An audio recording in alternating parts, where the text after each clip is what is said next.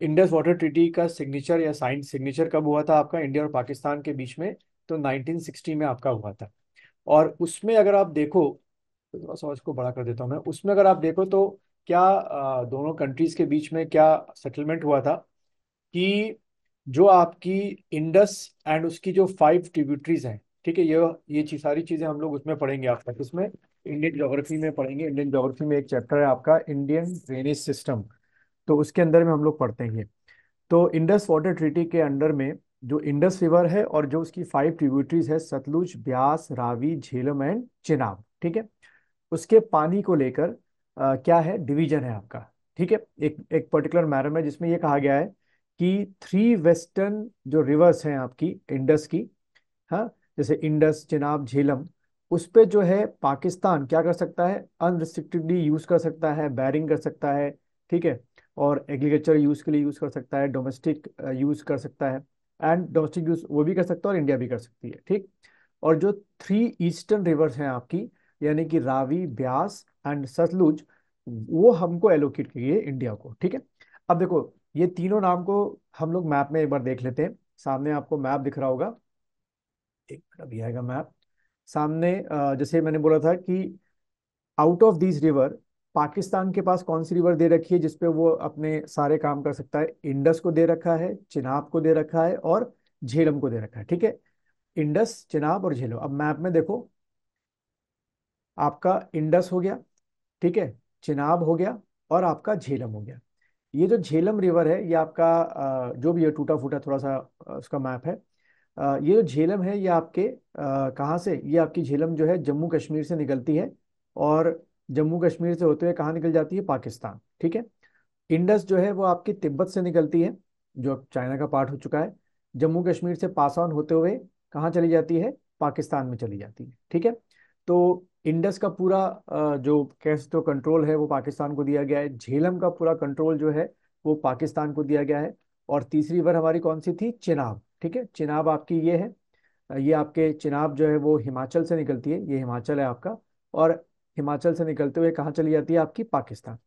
तो ये आपकी कह सकते हो वेस्ट फ्लोइंग रिवर हो गई, ये तीनों रिवर्स क्या हो गई, वेस्ट वाली हो गई, ठीक है। इसको हम लोग वेस्ट फ्लोइंग करते हैं, इंडस वेस्ट फ्लोइंग रिवर, आपकी झेलम वेस्ट फ्लोइंग रिवर और चिनाब वेस्ट फ्लोइंग रिवर, ठीक है।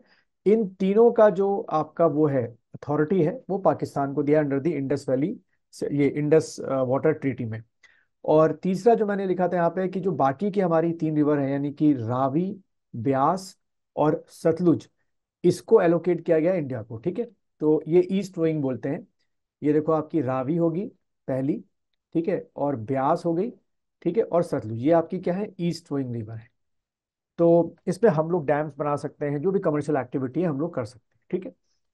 अब शुरू से ही झगड़ा एक बात पे क्या रहता है कि हम लोग जब मानसून आता है तो एज यूजुअल है कि एक्सेस अमाउंट ऑफ वाटर होता है। तो रावी, ब्यास, सतलुज पे जो भी हमने क्या बनाए हैं, तीनों पे डैम्स बनाए हैं, क्योंकि वो हमारा राइट है अंडर द ट्रीटी। उन डैम्स के गेट को हमको खोलना पड़ता है, क्योंकि अगर हम नहीं खोलेंगे उन गेट्स को तो हमारे यहाँ क्या आ सकता है, आ क्या सकता है, आता ही है, फ्लड आता है। अब हम उन डैम्स के गेट को खोलते हैं तो वो फ्लड हमारे यहाँ ना आके पाकिस्तान के लोअर पार्ट में आता है, तो फिर वो उनको प्रॉब्लम होती है। जबकि हम उसके लिए उनको पहले ही अलर्ट कर देते हैं कि भाई बरसात हो रही है तो झील में भी पानी आएगा, आप भी अपने डैम्स खोलते हो जो आपने अपने इलाकों में बनाए, चनाब में भी आप डैम्स खोलते हो अपने जो आपने आपने जगह पे बनाए, और इंडस में भी जो आपने पाकिस्तानी डैम्स बनाए हैं वो भी गेट खोल देते हैं। तो हमारे गेट खोलने से उनको बहुत परेशानी होती है, बार बार ये 60 से इनका नाटक चलता आ रहा है, ठीक है। अब बात करें आपके एमसीक्यू की, आपके प्रीलिम्स में क्वेश्चन कैसे आ सकता है? पहला क्वेश्चन क्या आ सकता है, जो अब तक हमने पढ़ा कि इंडस वाटर ट्रीटी जो है वो आपकी साइन कब हुई, तो 19 सितंबर 1960 को साइन हुई, ठीक है, पहली चीज। दूसरा, आ, ये जो आपकी रिवर्स हैं इन पे किन किन रिवर्स पे पाकिस्तान का पूरा कंट्रोल है, तो रट्टा मान लो आईसीजे या जो भी आपका शॉर्ट फॉर्म बनता है बना लो इसको, उस पे पाकिस्तान का कंट्रोल है, और बाकी की रावी, आरबीएस, ठीक है, आरबीएस जो है उस पे हमारा कंट्रोल है, ठीक है। एक चीज आपको ध्यान रखनी है। वहीं अगर आप देखो तो जो असेसमेंट यहाँ निकलता है कि 80% of share of water went to Pakistan, जो ये पांचों रिवर है वो यूज कर रहा है और हम सुने उससे, by leaving rest 20% of water use by the India, ठीक है।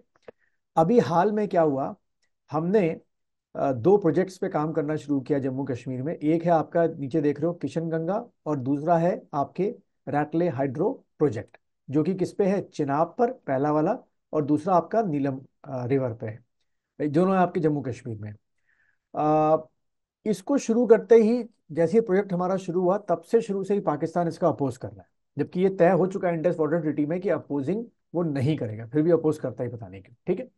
तो ये अभी न्यूज में क्यों रहा, क्योंकि न्यू दिल्ली ने जो है आपके इस्लामाबाद को सेवरल टाइम क्या भेजे हैं, रिमाइंडर्स भेजे हैं कि ये जो 1960 की आपकी जो ट्रीटी है, अब समय आ गया है कि उसको क्या किया जाए, रिफॉर्म्स किया जाए या रिव्यू किया जाए।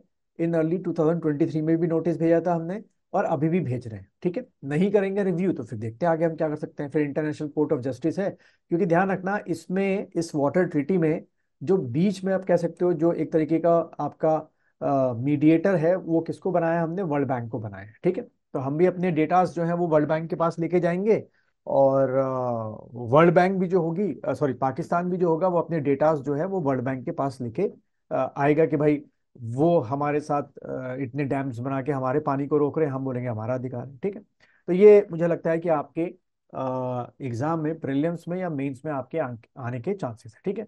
इसको हम लोग दोबारा एक बार पढ़ेंगे, इंडस और झेलम, चिनाब, व्यास, रावी, जब इंडियन ज्योग्राफी करेंगे कि लेंथ कितनी है, कैचमेंट एरिया कितना है, डैम्स इसमें कौन कौन से बने हुए हैं, इनकी ट्रिब्यूटरीज कौन कौन सी हैं, वो अक्सर आपके प्रीलिम्स में पूछे जाते हैं। ठीक। चलिए आगे बढ़ते हैं। अगला जो आपका न्यूज था वो था आपका ये, जैसे कि आपको पता है कि इस समय जम्मू कश्मीर के क्या हो गए हैं, आपके फर्स्ट फेज के इलेक्शंस आपके हो गए हैं। ठीक है। अभी दो फेजेस के जम्मू कश्मीर में इलेक्शंस बाकी हैं, और इसी के साथ साथ आपके जो छत्तीसगढ़ है, ठीक है, वहां पर भी इलेक्शन प्रपोज है। तो इलेक्शन कमीशन जो है उसकी ड्यूटी होती है कि वहां पे जाके स्टेट इलेक्शन कमीशन से क्या ले, आपके बैकअप, मतलब एक फीडबैक ले। दूसरा, ये जो इलाका है ये आपका क्या है, यहाँ पे जो वर्ड आप देख रहे हो, नक्सल अफेक्टेड एरिया है। ठीक है। तो एजुअल है कि अगर नक्सल अफेक्टेड एरिया है तो पहले हम सिक्योरिटी मेजर्स को, हम का मतलब इलेक्शन कमीशन ऑफ इंडिया, पहले सिक्योरिटी मेजर्स पे बहुत इन डेप्थ में जाके वहाँ के जो डीजीपी, एसएसपी, जो वहाँ के आपके लोकल स्पाई डिपार्टमेंट होता है, लोकल इंटेलिजेंस वाले होते हैं, पहले उनसे बात की जाती है। और उसके बाद अगर हमको लगता है कि इलेक्शंस अभी हो सकते हैं और अगर करने हैं, इलेक्शन जरूरी हैं, तो फिर ये भी देखा जाता है कि आपके क्या कहते हैं, कितने क्या कहते हैं, सिक्योरिटी मेजर्स हमको वहां पर लेने पड़ेंगे। ठीक है। अच्छा, एक चीज हमारी ये हो गई। अब यहां से मुझे दोनों में से कौन बताएगा, इलेक्शन कमीशन ऑफ इंडिया किस आर्टिकल में था, अगर किसी को याद हो तो। Election commission of India comes under which article? ये मैंने आप लोग को पढ़ाया था पॉलिटी में, अब तो याद हो, पॉलिटी याद होनी हो रही होगी शुरू। हाँ, विभूति, भूमिका, किसी को याद है? इलेक्शन कमीशन जो है किस आर्टिकल में है आपका? किसी को याद नहीं आ रहा? अरे आर्टिकल 324, किसी को याद नहीं आ रहा आपका? आर्टिकल 324। ठीक है। जिसमें क्या बताया था, इलेक्शन कमीशन का कंपोजिशन क्या बताया था मैंने, एक क्या होते हैं आपके, सीईसी होते हैं। ठीक है, जो कि आपको सामने दिख रहे हैं, ये आपके क्या हैं, चीफ इलेक्शन कमिश्नर हैं। और बाकी कह सकते हो कि दो आपके क्या होते हैं, इलेक्शन कमिश्नर्स आपके होते हैं। ठीक है। बाकी क्या हो गया, इलेक्शन कमिश्नर्स, जैसे कि आप पिक्चर में देख ही रहे हो, ये आपके पहले इलेक्शन कमिश्नर है, और ये आपके दूसरे इलेक्शन कमिश्नर है। ठीक है। नाम इनके यहाँ पे चीफ इलेक्शन कमिश्नर का आप देखिए गए, राजीव कुमार। ठीक। क्या, आगे बढ़ते हैं। अगला जो न्यूज में है डिस्कस करने लायक, वो थोड़ा सा वैसे आने के चांसेस हैं, वो है आपका क्या, जो अभी प्रसाद के तौर पे क्या दिया जाता है, आपका जो लड्डू दिया जाता है, उसमें एडल्ट्रेशन यानी कि उसमें मिलावट जो है, वो आपकी कह सकते हो कि लेबोरेटरी ने पकड़ी है। और क्या मिलावट पकड़ी है जो उन्होंने बताया है कि क्या एडल्ट्रेशन हुआ है इसमें, जो ऑयल यूज कर रहे हैं, वो घी यूज कर रहे हैं, वो पाम ऑयल और एनिमल फैट का आपका बना हुआ है। ठीक है। तो अब आप मंदिर जैसी जगहों पर अगर आप जो जो चीज दे रहे हैं उसमें अगर आप एनिमल फैट का यूज कर रहे हैं, तो सीधा सीधा आपका क्या है, रिलीजियस सेंटिमेंट्स को हर्ट करने वाली बात हो आपकी होगी। ठीक है, तो देखो यहां से हमारे लिए क्या क्वेश्चन बन सकते हैं कंपटीशन एग्जाम के लिए। पहला क्वेश्चन इस तरीके से बन सकता है कि ये जो आपका क्या है, FSSAI, ठीक है, यानी कि food safety and standard authority of India. ठीक है, एक तो इसके बारे में क्वेश्चन बन सकता है कि इसका एस्टैब्लिशमेंट कब हुआ, और इसके वो क्या होते हैं, क्या कहते हैं, फंक्शंस क्या होते हैं आपके। ठीक है, और ये किस मिनिस्ट्री के अंडर में आता है। FSSAI कहीं पढ़ा है आप लोगों ने कभी, मतलब किसी जगह देखा है लिखा हुआ? दोनों में से ये किसी ने? सर हाँ, पैक्ड फूड्स के ऊपर लिखा होता है। हाँ।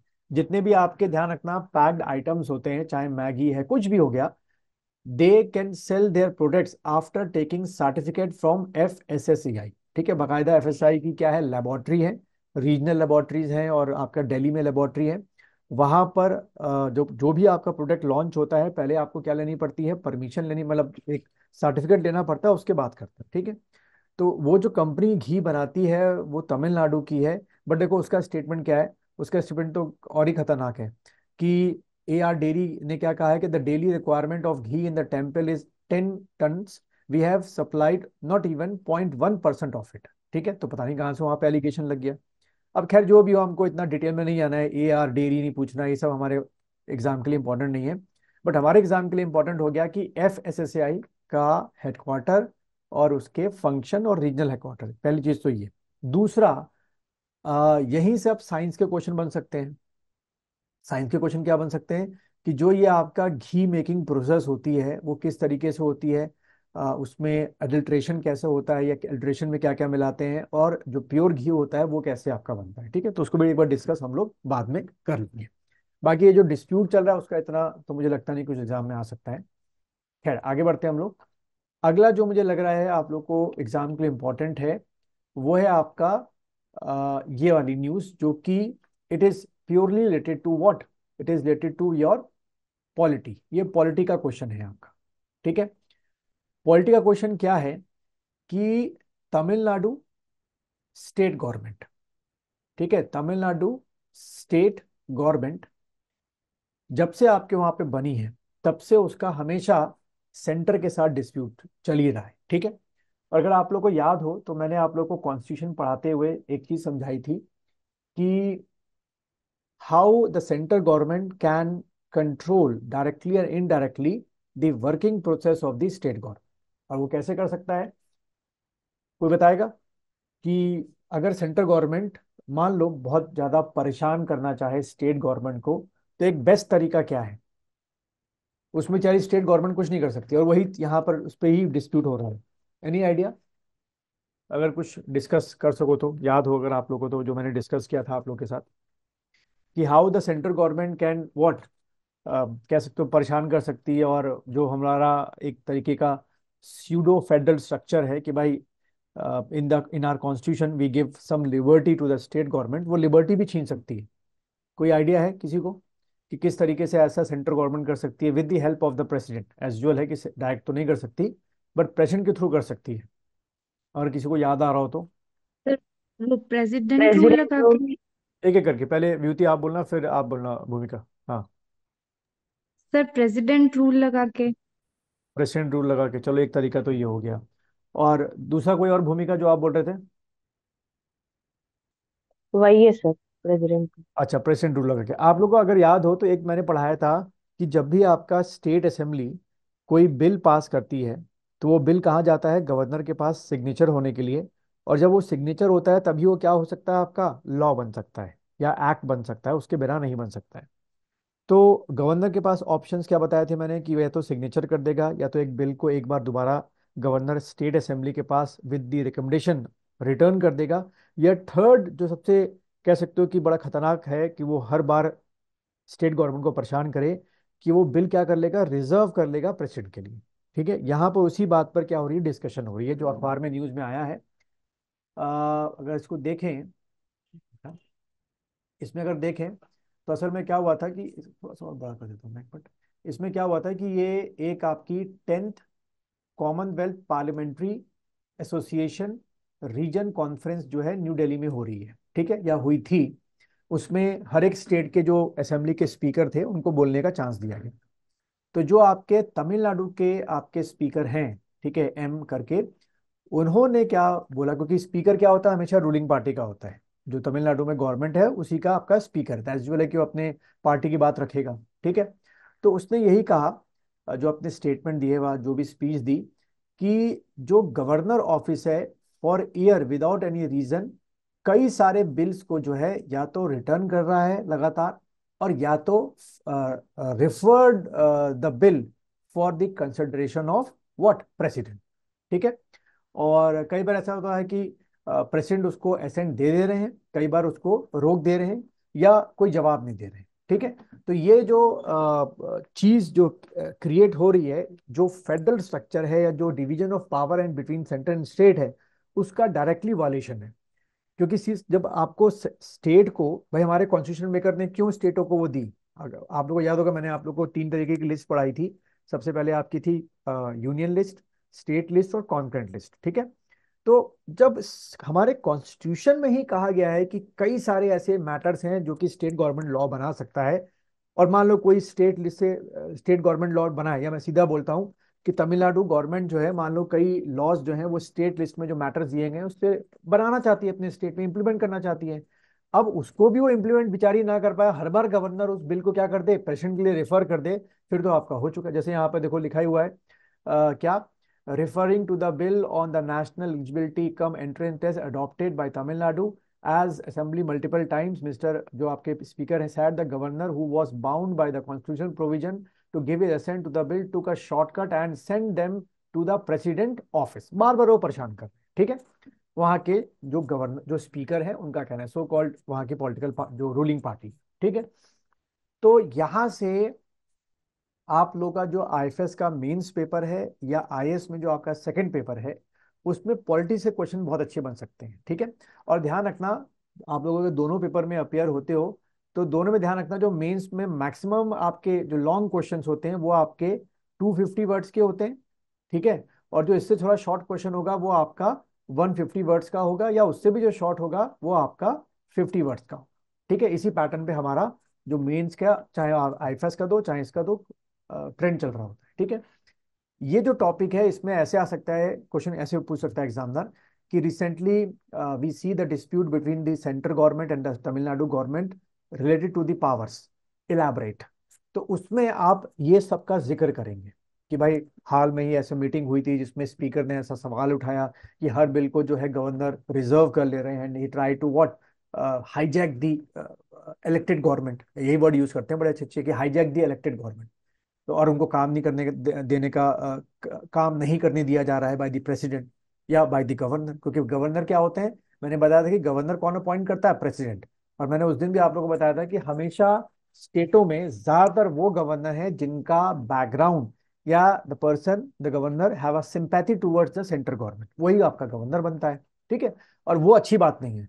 हमारे कॉन्स्टिट्यूशन में ये साफ साफ तो नहीं कहा गया, लेकिन ये उम्मीद की गई थी कि आप गवर्नर, आपका मतलब प्रेसिडेंट ऐसे पर्सन को गवर्नर बनाएगा जो न्यूट्रल हो, वो किसी पॉलिटिकल पार्टी को या किसी ऐसे पार्टी को ना बिलोंग करता हो या उसकी सिंपैथी ना रखता हो। बट सिंस इंडिपेंडेंस या since implementation of the constitution, हमारे यहाँ गवर्नर हमेशा ऐसे बनते हैं जिनका रूलिंग पार्टी से डायरेक्टली या इनडायरेक्टली क्या होता है, कोई ना कोई आपस में रिलेशन होता है, ठीक है।